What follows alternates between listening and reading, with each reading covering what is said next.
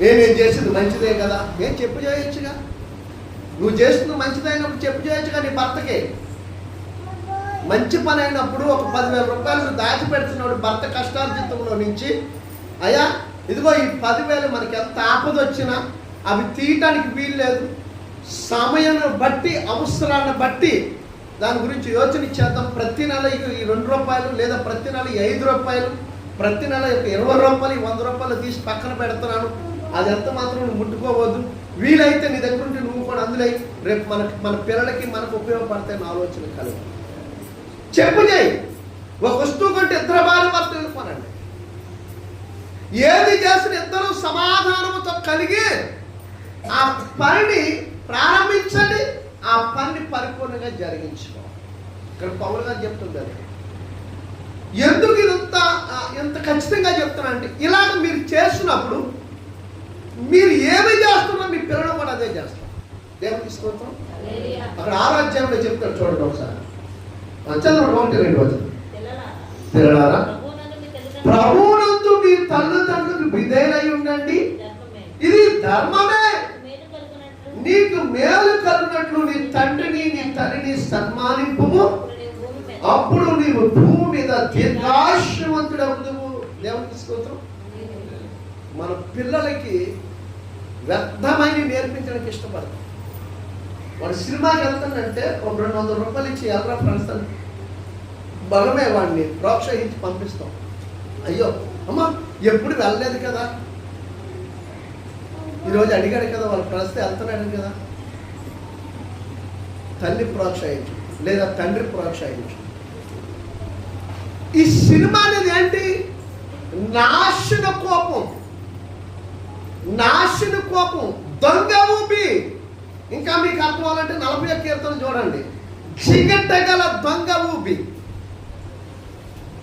వెళ్తూ నీ బిడ్డ ఎక్కడ పంపుతున్నావు? ఊపి. సినిమా అంటే ఏదో ఒక 4 మాటలు చెప్పి ఒక కుటుంబాన్ని లేకపోతే ఏదైనా ఒక భయంకరమైనది ఇలా జరగకూడదు చూపించే సినిమా కాదు. అందులో అన్ని నవరసాలు కలిపి ఉంటాయి. ఏది వాడి దేహం మీద పనిచేస్తుందో తెలియదు, ఏది వాడు బ్రతుకులో పనిచేస్తుందో తెలియదు. కానీ దేవుని వాక్యం వాడి నడతను మారుస్తుంది, వాడి బ్రతుకును మారుతుంది, వాడి జీవితాన్ని గడుపుతుంది. ఇది మంచిదా అది మంచిదా అంటే ఎప్పుడు వెళ్ళరు కదండి అంటే రోజు చర్చికి వెళ్తాం కాబట్టి ఎప్పుడు వెళ్ళరు కాబట్టి ఇప్పుడు పంపిస్తాం. సిగరెట్ తాగమంటే సినిమాకి వెళ్ళమని ఈరోజు రేపు వాడి ఫ్రెండ్స్తో కలిసి సిగరెట్ కలుగుతాడు. పోన్లండి ఎంత స్టైల్గా కాలుతున్నాడు చూసారా మా అబ్బాయి. మురిసిపోవడానికి నవ్వుకోవడానికి అన్నీ బాగా ఉంటాయి. ఇప్పుడు పాడు చేస్తుంది ఎవరు పాడు చేస్తుందో చెప్పండి. ఎవరు పాడు చేస్తారు చెప్పండి కదా. ఎవరు? అపోదా తాతానా? ఇదిగా మన 4 శివుని ముందు ఆడిపోయారు కదా ఉంటుంది. సో ఎంత ఫస్ట్ వచ్చే పేరు అదే. యేసుప్రభు పేరు కూడా తలంచాం కదా మనం. యేసుప్రభు నామాన్ని కూడా ఉచ్చరించాం కదా. సాతాను కూడా ఈ రోజు మందిరానికి వెళ్ళాం లేదా, ఆ వాసు వదిలించేసిందని బాబా. అంత చక్కగా మాటలు పలుకుతామంటే దానికోసమే సామెతల గ్రంథంలో జ్ఞానాన్ని సులమని చెప్తాడు. వాళ్ళ యొక్క మాటలట వాళ్ళ పెదవుల నుంచి తేలి కారినట్లుగా. దేవుని స్తోత్రం. తల్లిదండ్రులు చేసే ప్రతి పని మన పిల్లల జీవితాల్లో ఆశీర్వాదకరంగా మార్చబడాలి. అవసరమైతే బెత్తం పట్టుకోవాలి, అవసరమైతే వాళ్ళని దండించాలి, అవసరమైతే వాళ్ళని సరైన మార్గంలో నడిపించడానికి కొంత సమయం వాడికి హెచ్చించాలి. దేవునికి స్తోత్రం. ఖచ్చితంగా ఆ పని మనం చేస్తే అది ఎప్పుడు జరుగుతుందంటే నీవు దేవుడితో సమాధానం ఉన్నంతకాలం జరుగుతుంది, నీ భార్యతో సమాధానం ఉన్నంతకాలం జరుగుతుంది, నీ భర్తతో ఐక్యతగా కలిగినంతకాలం నీ భార్య భర్తల మధ్య అది జరుగుతుంది. నీ పిల్లల జీవితాల్లో మీరు పంచుకున్న ఆ ప్రేమను మనకు పంచుతున్నప్పుడు నీకు అర్థమవుతుంది. అప్పుడు పిల్లలు ఏం చేస్తారు? మనల్ని దీపిస్తారు, ఆ పిల్లలు మనల్ని సన్మానిస్తారు. గౌరవిస్తారు. సమాజంలో మనకంటూ ఒక మంచి పేరు, మంచి ఖ్యాతిని తల్లిదండ్రుల కోసం చెప్తారు. చాలా గ్రామాల్లో చూస్తున్న పరిస్థితులు ఎలా ఉన్నాయంటే, రోజు అనుకుంటున్నాం, రోజు కాదండి, గడియ దాటితే భయంకరం వార్తలు వినబడుతుంది. మొన్న ఫ్లైట్ ఏదో కూలిపోయింది, 250 మంది అంతమంది జరిగింది. నిన్న 222 మంది ఉన్నట్టు ఫ్లైటు అప్పటికప్పుడు ఎమర్జెన్సీగా ల్యాండ్ చేస్తారు బెంగళూరు, మన గన్నవరం, విజయవాడ గన్నవరం. బెంగళూరు వెళ్ళవలసిన ఫ్లైట్ 220 మంది ఉన్నారండి. మీకు అర్థమైందండి ఎంత భయంకరమైన అజ్ఞానులుగా ఉంటారంటే తల్లిదండ్రులు కూడా, అత్తమామలు కావచ్చు, తల్లిదండ్రులు కావచ్చు, ఎంత అజ్ఞానం వల్ల ప్రవర్తిస్తున్నారంటే, ఆడెవడో సత్తుపిల్లో ఇక్కడే మొన్న జరిగింది, 3వ రోజు అనుకుంటుంది. ఈ రోజు తండ్రికి తల మీద కొట్టే తండ్రి వచ్చి కొడుకుని తలకాయ చిన్న కొట్టేసాడు, దేంతో, రోగంతో. అలాగే కొడుకు తండ్రిని చంపేసిన సందర్భం, తల్లిని చంపేసిన సందర్భం, కూతురు చేస్తున్న పరిస్థితులు, ఇది అంతటికి ఇంత భయంకరమైన పరిస్థితి. ఇవాళ ఉదయం నేను ఒక సన్నివేశం, పొద్దున్న ఒక మాస్టర్ గారు ఫోన్ చేశాను. ఫోన్ చేసి, తమ్ముడు ఏంటి అసలు ఫోన్ చేయలేదు అన్న పరిస్థితులు, పని చాలా ఇంపార్టెంట్ పని మీద తిరుగుతున్నాను. లేదు తమ్ముడు, నేను కూడా చాలా సంఘంలో చాలా ఇబ్బందిగా ఉంటాను. ఒక అమ్మాయి అన్యుజాలను ప్రేమించి పెళ్లి చేసుకోవాలి. మీకు అర్థమైందండి, బుడ్డ పిల్లలు, ఒకరు 2.5, ఒకరికి 1 సంవత్సరం, 3 ఆడపిల్లలే. ఆ పనికి మాలాడు కట్టు వస్తుందని పురుగుల మంది పెట్టి చంపేశాడు. భారీ ఎక్కడో తెలుసా, అదా వాళ్ళ అమ్మడు ఊరుకోరు, వాళ్ళ బాబాడు ఊరుకోరు. నాకు ఈరోజు ఉదయం చెప్పిన మాట, ఎలాంటి దౌర్భాగ్యమైన పరిస్థితులు అండి. క్రైస్తవుడు ఎప్పుడు కూడా అన్యజనులతో సహవాసము ఎలా ఉండాలంటే, క్రీస్తు యొక్క శక్తిని పరిచయం చేసినట్టు ఉండాలి, క్రీస్తు ప్రేమని వారికి రుచి చూపించినట్టు ఉండాలి, క్రీస్తును వారికి దేవుడిగా, రక్షకుడిగా పరిచయం చేసే సామర్థ్యత కలిగినట్టు ఉండాలి. కానీ లోక సంబంధమైన పాపక కార్యాల కొరకు అన్యజనులతో సహవాసము, నువ్వు రక్షణ పొందుతున్నావు, నువ్వు మర్చిపోకూడదు. నువ్వు క్రీస్తుని కలిగి ఉన్నావు, నువ్వు మర్చిపోకూడదు. తల్లిదండ్రులు దేవుని ప్రేమను కలిగి ఉన్నారు, తల్లిదండ్రులు ఏమి కలిగి ఎలాగా రక్షణ కలిగి ఉన్నారో అది నువ్వు దృష్టి పెట్టి ఆలోచన చేయాలి. ఈరోజు ఎక్కడ చూసినా, నేను వేరే ఉద్దేశంతో చెప్పట్లేదు, ఎవరిని కించపరచాలను, ఎవరిని బాధ పెట్టాలని కాదు, కానీ క్రైస్తవుల జీవితాలు ఎలాంటి దౌర్భాగ్యమైన జరగట్లేదు. కారణం ఏంటంటే, ప్రతి సంఘంలో కూడా బోధిస్తూనే ఉన్నారు, పిల్లలు ఎలా చూసుకోండి, భార్యాభర్తలు ఎలా ఉండండి, తల్లిదండ్రులు ఎలా ఉండండి, దేవుని భయం కలిగి ఉండండి, పిల్లలకు నేర్పించండి. బయట చూస్తే లోకమంతా చెడిపోతుంది. ఇది తప్పని చెప్తే, తప్పని ఎందుకు చెప్పాలని అడ్డుకుంటారు చాలా మంది. తాగడం తప్పురా అంటే అదే సంతోషం అంటున్నారు, డ్యాన్స్ చేయడం తప్పురా బామంటే అదే సంతోషం అంటున్నారు, వ్యభిచారం చేయడం తప్పురా అంటే అదే సంతోషం అంటున్నారు. అబద్ధాలు, మోసాలు, ఈ దుర్నీతి వంటి, ఒకనొకరు నరుకోవడం, ఒకనొకరు చంపుకోవడం, ఈ భయంకరమైన ఈ మద్యము సేవించుట, గంజాయి తాగటం. మొన్న ఎవరో గంజాయితో దొరికిపోయినట్ట యవనస్తులు, ఎక్కడ భీమవరంలో, నారాయణ స్కూల్ అట, దరిద్రం. బస్సు ఫేస్బుక్లో వచ్చింది, ఆడపిల్లలు నేర్పిస్తున్నారట. క్రైస్తవుడు అంటే ఎలా ఉండాలంటే, అన్యజనులకు వెలుగుగా ఉండాలి. కీర్తనకారుడు 18వ అధ్యాయంలో చెప్తాడు, చూస్తారా మాట, అన్యజనులకి వెలుగుగాను అన్యజనులకు అధికారిగాను ఉన్నాడు. 18వ అధ్యాయంలో ఒకసారి చూడండి, కీర్తన గ్రంథం.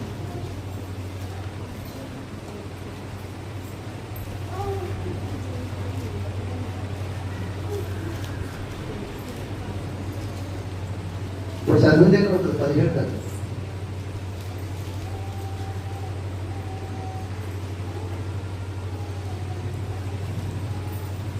దావీదు రాసిన కీర్తన చూడండి, చివరిలో చూడండి 40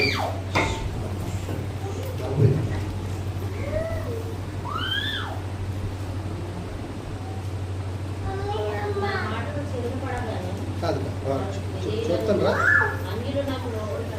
కాదు 43 వచ్చి 43 44 ప్రజలు చేయ కలహాల్లో పడకుండా నీవు నన్ను విడిపించి నన్ను అన్ని జనులకు అధికారిగా చేసి నేను ఎరుగున ప్రజలు నన్ను సేవించెదరు. నా మాట చెవిని పడగానే వారు నాకు విధేయులగుదురు. అన్యులు నాకు లోబడినట్లు నటించుదురు. నా మాట చెవిని పడగానే వారు నాకు విధేయులగుదురు. అన్యులు నాకు లోబడినట్లు నటించుదురు.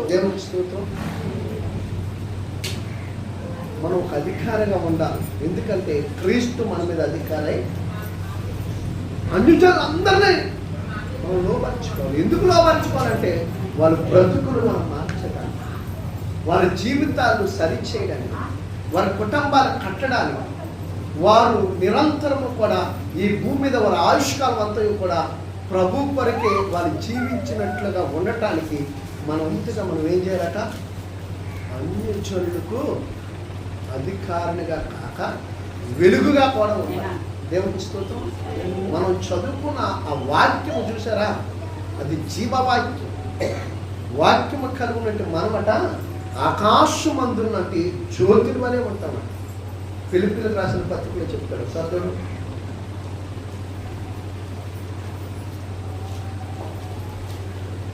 నేను ముగించేస్తాను.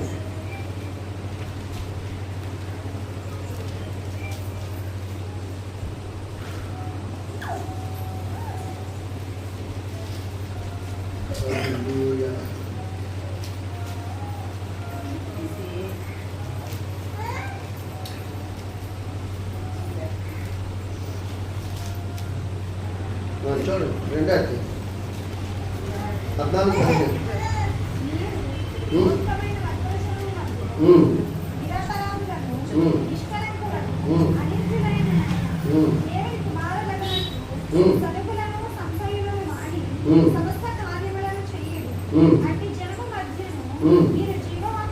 చేత పట్టుకొని లోకమంది జ్యోతుల వలె వాక్యం విని ఇక్కడ విడిచిపెట్టకూడదు. వాక్యం ఏదైతే విన్నామో ఈరోజు వాక్యం ఇతరులతో పంచుకోవడానికి ఇష్టపడాలి. అన్ని జనులతో అప్పుడు నువ్వు దేవుని పని చేసావని దేవుడు నీ అందుకు సంతోషిస్తాడు. మనమే విని మనమే మర్చిపోతాం. ఇంక నీ బిడ్డకేం బోధిస్తావు?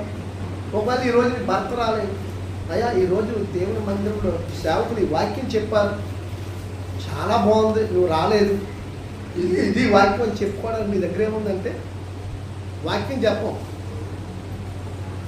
ఆయనతో వేసుకుంటాం. ఏంటి గొడవ అంతే. ఎందుకు రాలేదు అయిపోయింది. రాలేదనే విషయం పక్కన పెట్టి అంతే. ఏం చెప్పాలో అది చెప్పు. వాళ్ళు వచ్చేవారు వస్తాడు. ఏమవుతుంది? ఒక వారం రాలేదు, రాకపోవడం మంచిదని నేను సమర్థించట్లే. ఏ కారణం చేత రాలేదు? ఒకవేళ మన ప్రార్థన చేత రాకపోవచ్చు, ప్రార్థన లేకపోవడం వల్ల. ఒకవేళ ఏదో తనకి ఏదో పని ఉండొచ్చు, లేదా ఒక ఆఫీసులో వర్క్ ఉండొచ్చు, ఏదో ఒక విషయంలో ఆ వారం రాకపోయాడు అనుకోండి. మనం ఏం చేసాం? ఇక్కడ చదివి ఇక్కడ బోధించిన వాక్యాన్ని తీసుకెళ్ళి వారికి ఏమైనా ఉపదేశించామా? వారికి ఏమైనా తెలియజేసామా? వారికి ఏమైనా చెప్పామా? దేవుడి వాక్యం అంటుంది పౌలు గారు పిలుపుని సంఘానికి, మీరు లోకమందు జ్యోతుల వలె కనబడాలి. మీరు జీవవాక్యమును విన్నారు కదా, ఆ బోధన అంగీకరించారు కదా, అది పట్టుకెళ్ళి బయట సమస్త జనులకు మనము తెలియచేయాలి. ఇది కూడా మనం చేయాలి. ఎందుకంటే తల్లిదండ్రులుగా మన పిల్లలకే మనం మాదిరిగా లేదు. తల్లిదండ్రులుగా భార్య భర్తలుగా మనకే సమాధానం లేదు. పిల్లలు మన మాట వింటలేదంటే భార్య భర్తల్లో సమాధానం లేదన్నమాట అర్థం. ఒకవేళ నీ కోపం వచ్చి మీ అమ్మగారింటికైనా నువ్వు వెళ్ళొచ్చు, లేదా తన అమ్మగారింటికి తనని వెళ్ళొచ్చు. వెళ్ళేటప్పుడు కూడా అసమాధాన కారణంగా వెళ్ళకూడదు. అసమాధాన కారణంగా నువ్వు ఎప్పుడైతే వెళ్ళావో నీ కుటుంబంలో శత్రువు ఈజీగా ప్రవేశిస్తాడు. నువ్వు సమాధానం వెళ్ళు, తప్పలేదు. అమ్మగారికి భర్త అయినా భార్య అయినా, ఎందుకంటే మనం వేరే ప్రాంతాల్లో తల్లిని తండ్రిని విడిచి వేరు పట్టణాల్లో, వేరు పల్లెటూరు, వేరు ప్రాంతాల్లో మన బ్రతుకు తెరువు కోసం వెళ్ళిపోయి ఉన్నాము కనుక ఒకవేళ మన మధ్యన ఏదైనా చిన్నది వచ్చినా సరే అప్పుడు కూడా నువ్వు సమాధానంగానే వెళ్ళాలి. అలా సమాధానంగా నువ్వు వెళితేనే క్రీస్తు నువ్వు కలుగున్నావు అర్థం, క్రీస్తుకు లోబడుతున్నావు అర్థం. నువ్వు అసమాధాన కారణంగా వెళ్ళామంటే క్రీస్తుకు నువ్వు మాట లోబడలేదు, క్రీస్తు నీలో లేడు, నువ్వు పొందుకున్న రక్షణే. ఎందుకంటే స్త్రీ వధువై ఉంది, పురుషుడు వరుడై ఉన్నాడు. సంఘము వధువైంది, క్రీస్తు వరుడై ఉన్నాడు. కాబట్టి క్రీస్తు సంఘము ఏకమై ఉంది. దానికోసం ఏమంటాడంటే ఐక్యపరిచే ఆత్మ చేత సమాధానం అనే బంధము చేతట ఏం చేయబడాలట? క్రీస్తు ప్రేమ చేత కట్టబడాలట. ఏం చేయబడాలండి? రోమిలకు రాసిన పత్రికలో చెప్తాడు 12వ అధ్యాయం.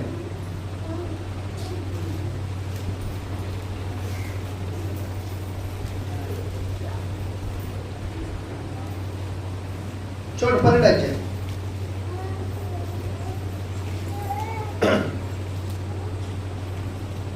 ఒకటి నుంచి 8 వరకు మీరు చదువుకోండి. చాలా విశిష్టమైన మాటలు మనకు చాలా చక్కగా కనపడతాయి. దేవునికి స్తోత్రం, హల్లెలూయా. చదవండి 1-2. కాబట్టి సహోదరులారా, పరిశుద్ధమును దేవునికి అనుకూలమైన సజీవ యాగముగా మీ శరీరమును ఆయనకు సమర్పించుకున్నాడని దేవుని వాత్సల్యమును బట్టి మిమ్మల్ని బతిమాలుకొనిచున్నాను. ఇట్టి సేవ యుక్తమైనదే. మీరు వినండి, ఈ లోక మర్యాదను అనుసరింపక ఉత్తమమును అనుకూలమును సంపూర్ణమైన దేవుని చిత్తం ఏంటో పరీక్షించి తెలుసుకున్నట్లు మీ మనస్సు మారి నూతన మగినట్లు రూపాంతరం. ఎక్కడ పొందుతున్నామండి మనము? ఎక్కడ మన మనసు మారుతుంది?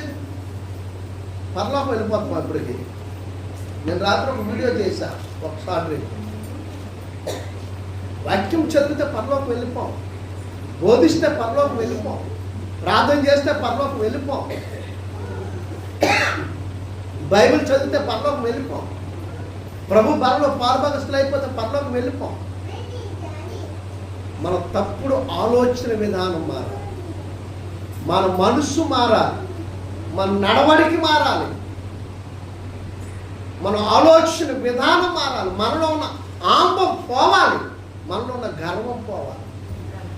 దేవుని చిత్తం ఏదో ఎరిగి తెలుసుకున్నట్లుగా దేవుని చిత్తానికి లోబడిగా వారిగా మనం ఉండాలి, దేవుని చిత్తం చేసేవారిగా ఉండాలి.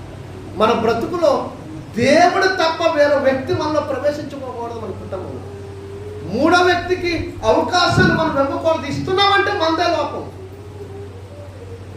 మనం అసమాధానంగా ఉన్నదనే మన కుటుంబం. భార్య భర్తల్లో సమాధానం లేదు, తల్లి కొడుకుల్లో సమాధానం లేదు, తండ్రి కొడుకుల్లో సమాధానం లేదు, తల్లి కూతురులో సమాధానం లేదు. సమాధానం లేని చోట ఎవరుంటాడట? అపవాదం ఉంటుందండి, నాశనపుత్రుడు ఉంటాడు, సాతాను ఉంటాడు. అసమాధానం అంటే అపవాదికి చోటు ఇచ్చావు నాకు. నువ్వు సమాధానం కలిగి ఐక్యపరిచే ఆత్మ చేత, సమాధానం అనే బంధము చేత, క్రీస్తు ప్రేమ చేత ఎప్పుడైతే నీ అడుగులు ముందుకు వెళ్తాయో ఖచ్చితంగా ఆ కుటుంబం వర్ధిల్లుతుంది. ఆ బిడ్డలు ఆశీర్వదించబడతారు. భూమి మీద దీర్ఘాయుష్మంతులుగా ఆ కుటుంబము వర్ధిల్లుతుంది. అట్టి కృప దేవుడు మనకు దయచేయునుగాక. ఆమేన్. అందరూ